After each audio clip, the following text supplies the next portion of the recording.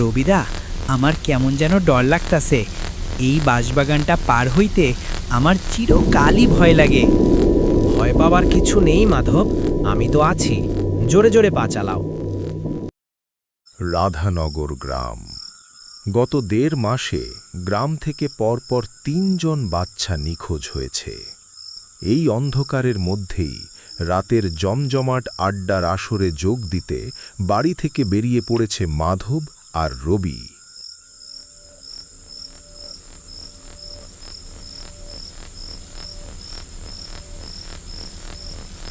হঠাৎ একটা হাড় কাঁপানো ঠান্ডা বাতাস বইতে শুরু করে।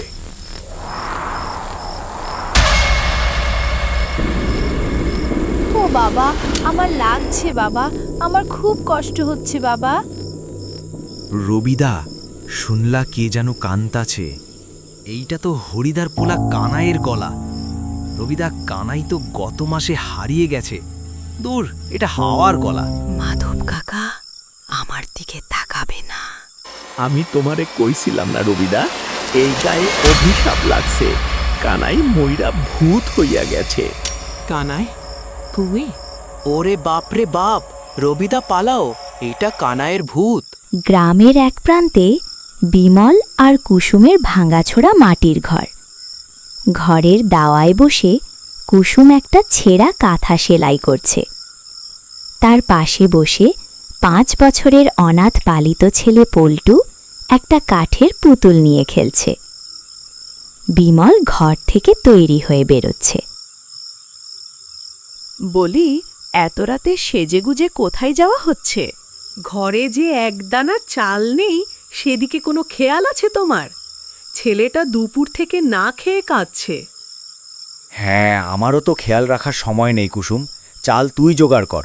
সারা দিন তো লোকের ঘরে বাসন মাজিস, আর ২ মুঠো চাল ভিক্ষা করে আনতে পারিস না। আমি চললাম, আমার তাড়া আছে। ভিক্ষা করব কেন? আমি ভিখারি নাকি? সারা দিন হাড় ভাঙা খাটুনি খেটে আমি সংসার চালাই, আর তুমি ওই ভর সন্ধ্যায় তাসের থেকে যাচ্ছ জুয়া খেলতে। ওই জুয়া খেলে খেলে তো ঘরের ঘটি বাটি সব বেচে দিয়েছ। এবার কি ঘরের চালটাও বেচে দিবে? তুই বেশি বকবক করবি না বলে দিচ্ছি কুসুম। আজ আমার কপাল খুলবে। মধু বলেছে আজ বড় দান খেলা হবে। আজ আমি অনেক টাকা জিতে আনব। তারপর তোর ওই চালের অভাব আর থাকবে না। তোমার কপাল আর কোনোদিন খুলবে না বিমল। এসব করে কোনো মানুষের কোনোদিন ভালো হয় না। এই ছোট ছেলেটার দিকে তাকিয়েও তো তোমার একটু মায়া হয় না। ও সারা দিন কিছু খায়নি, সকাল থেকে শুধু একটু ফ্যান খেয়ে আছে। এই আপদটাকে কি আমি আনতে বলেছিলাম? হ্যাঁ, তুই তো রাস্তা থেকে কুড়িয়ে আনলি।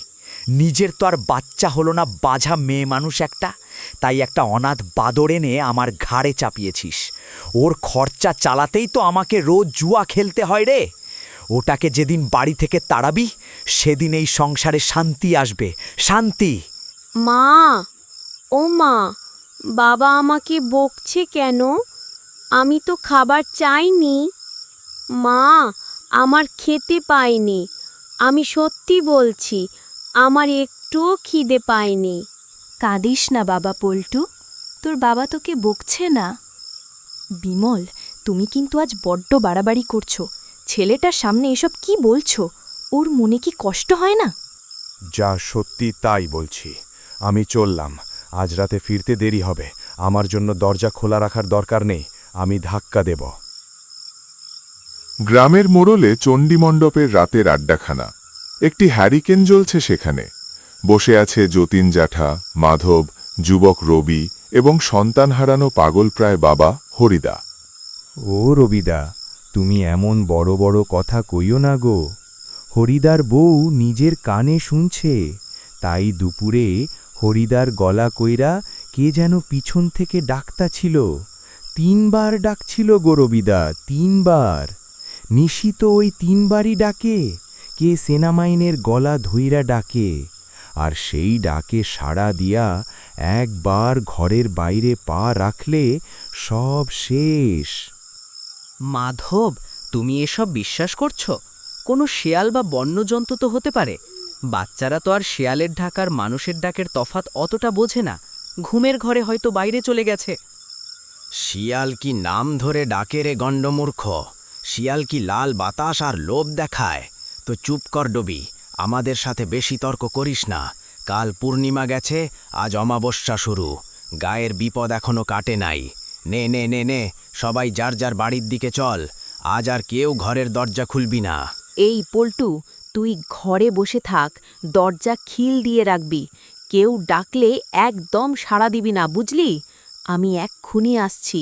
তোর বাবার আজ আমি জুয়া খেলা ছোটাচ্ছি। কিরে বিমলা, আইসো তো তোর কপাল পড়ল। যা ছিল সব তো হারলি, এবার কি দিয়া খেলবি? বউয়ের কানের দুলজোড়া তো গত মাসেই বেইসা দিছস। আর খেলর লাগবো না বিমল ভাই, তুমি বাড়ি যাও। এমনিতেই গায়ের যা অবস্থা, রাত বিরাইতে বাড়ি থাকুন ঠিক না।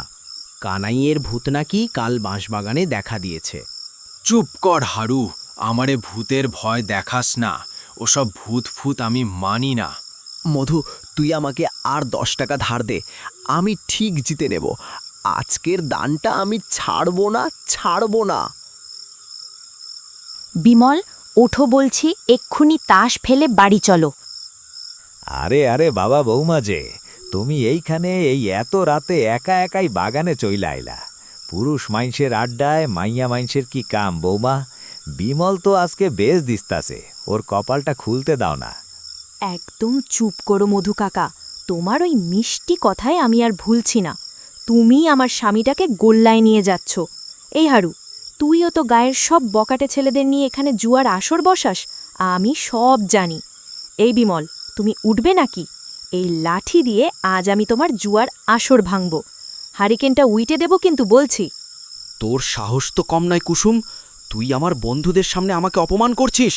তুই কি আমাকে কিনে নিয়েছিস?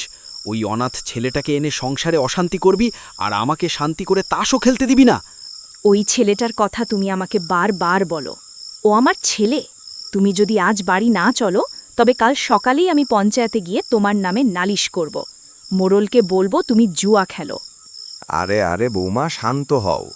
এ বিমল, তুই আই যা ভাই। বৌমা যখন এত কইরা কইতাছে, কাইলাবার আসিস। এমনিতেই গায়ের লোক আমাকে ভালো চোখে দেখে না, পঞ্চায়েত ডাকলে আবার বিপদ হইব।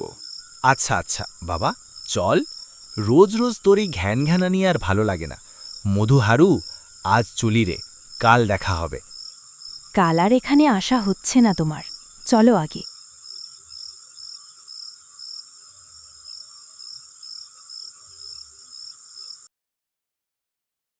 দিন কয়েক কেটে গেছে, হঠাৎ করে বিমলের ভোল যেন পাল্টে গেল। সে আর তাস খেলতে যায় না। সকালবেলা থেকে ঘরে ঢুকে তুড়িঘড়ি করে দরজাটা বন্ধ করে দেয়। কুসুম, ও কুসুম, আরে কাজ ফেলে এদিকে আয়, দেখ কি এনেছি। কি হলো? সকালবেলা এত ডাকছো কেন? আর দরজাটা বন্ধ করলে কেন?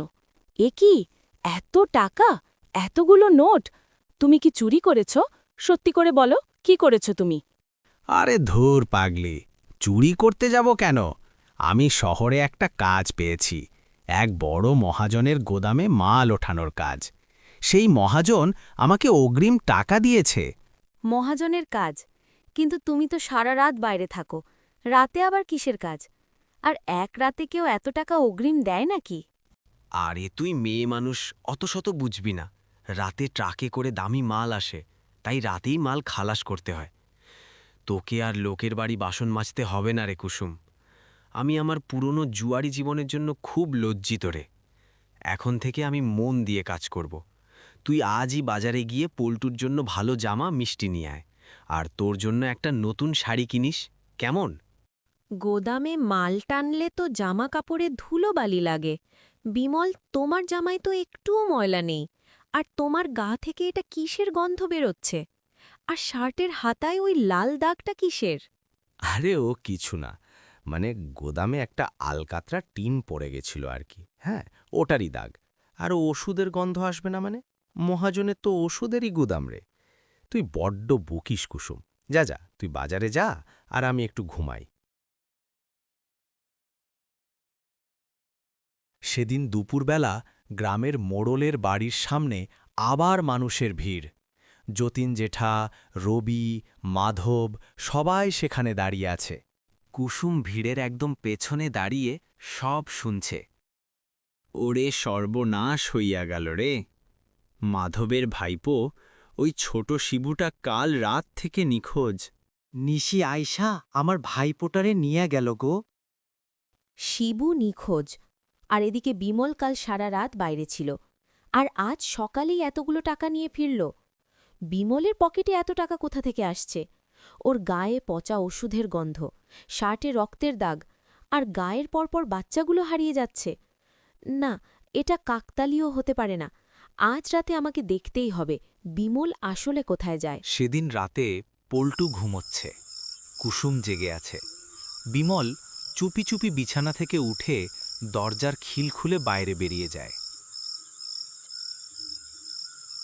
এত রাতে আবার কোথায় যাচ্ছে ও? আজ তো ওর কাজে যাওয়ার কথা ছিল না। আমাকে বলল ওর শরীর খারাপ। না, আমাকে আজ ওর পিছু নিতেই হবে। পল্টু, তুই ঘুমা বাবা, আমি দেখি তোর বাবা কোথায় যায়।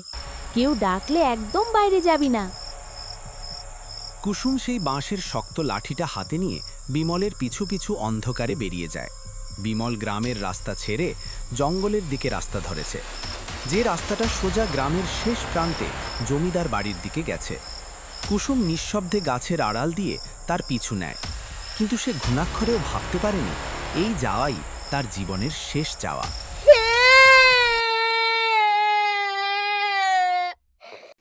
এই তুই আবার ঘ্যান ঘ্যান করছিস সকাল থেকে? বাবা মা কবে আসবে? আমার যে বড্ড খিদে পেয়েছে। বাবা কাল থেকে কিচ্ছু খায়নি। মা তো আমাকে কখনো না খাইয়ে রাখত তো না। মা কি আমাকে ভুলে গেছে? তোর মা আর কোনো দিন ফিরবে না। নিশি খেয়ে নিয়েছে তাকে, আর তুইও মরবি। এই আপদটাকে ঘরে এনেই তো আমার এত বড় সর্বনাশ হলো।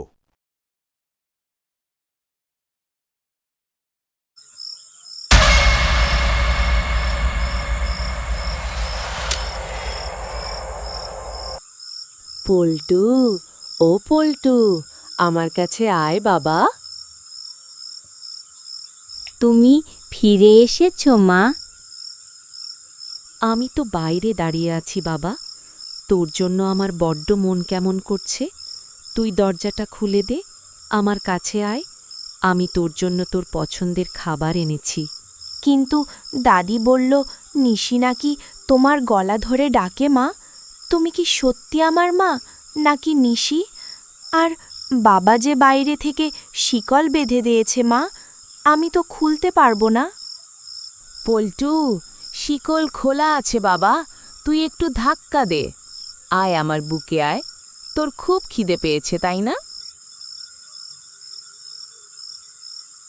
মা, তুমি কোথায়? কোথায় মা?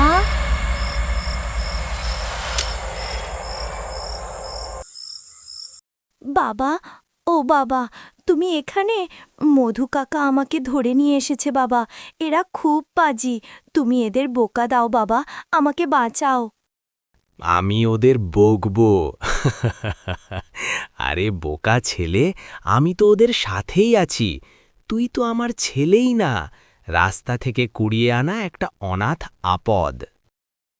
বাবা, তুমি আমাকে ভালোবাসো না?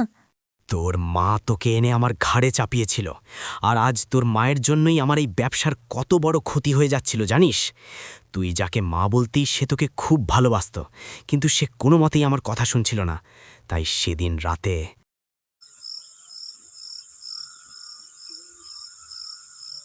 এত রাতে ভূতের বাড়িতে বিমল কি করছে? ভেতরে কি মহাজনের মাল আছে?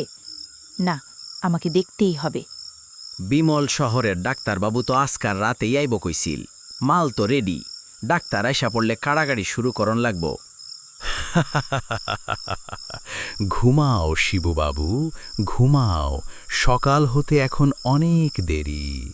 তবে গায়ের লোক যে আমাগরে নিশি ভাইবা ভয় পাইতাছে, এইটা দারুণ বুদ্ধি কিন্তু বিমল। হস্তে কথা বল তোরা, কেউ শুনে ফেললে বিপদ। শহরের ডাক্তারবাবু আসছে আর কতক্ষণ? এই শিবুর কিডনি আর চোখের দাম ওই নিতাইয়ের ছেলের থেকেও বেশি পাবো আমরা। মহাজন আমাকে অগ্রিম 10,000 টাকা দিয়েছে, কাজ শেষ হলে আরও 20,000 টাকা দেবে। আমার জুয়ার সব ধার শোধ হয়ে যাবে। কে জানলার বাইরে কে? বিমল, এটা আমি কি দেখছি? এটা আমি কি শুনছি বিমল? কুসুম, তুই এখানে কেন এলি? তুই আমার পিছনে নিয়ে এলি? ওরে আমার ঠাকুর, এটা তো মাধবদার বাইপো। বাচ্চা ছেলেটাকে তোমরা এখানে দড়ি দিয়ে বেঁধে রেখেছো কেন? মধু ভাই, বৌমা সব দেখা ফেলাইছে। এবার তো আমাগুর পুলিশে ধইরা ফাঁসি দিব। তোমরা মানুষ না, তোমরা পিশাচ। এই কদিন ধরে গায়ের বাচ্চাগুলো যে হারিয়ে যাচ্ছে, গায়ের লোক ভাবছে নিশি ডাকছে, আর সেই নিশি আসলে তোমরা। তোমরা এই গায়ের নিষ্পাপ বাচ্চাদের অঙ্গ কেটে শহরের ডাক্তারদের কাছে বিক্রি করে দিচ্ছ টাকার জন্য। ছি! চুপ কর, চেঁচাস না, কেউ শুনে ফেলবি। তুই জানিস এই একটা বাচ্চার জন্য শহরের ডাক্তারবাবু কত টাকা দেয়? আমার জোয়ার সব ধার শোধ হয়ে গেছে। এবার আমি তোকে নিয়ে শহরে গিয়ে রাজার হালে থাকব। তোর কোনো অভাব থাকবে না, দেখিস, কোনো অভাব থাকবে না। ছি ছি বিমল, এই বাচ্চাদের রক্ত মাখা টাকা দিয়ে তুমি আমার সুখ দেবে? যে বাচ্চাদের আমি নিজের চোখে বড় হতে দেখেছি, তাদের কলিজা কেটে তুমি আমাকে শাড়ি কিনে দেবে? আমি এখনই গায়ে ফিরে গিয়ে মোড়ল রবিকে সব বলে দেব। আমি কালী পঞ্চায়েত ডাকবো, পুলিশ আনবো, তোদের মতো রক্ষসদের আমি জেলের ভাত খাওয়াবো।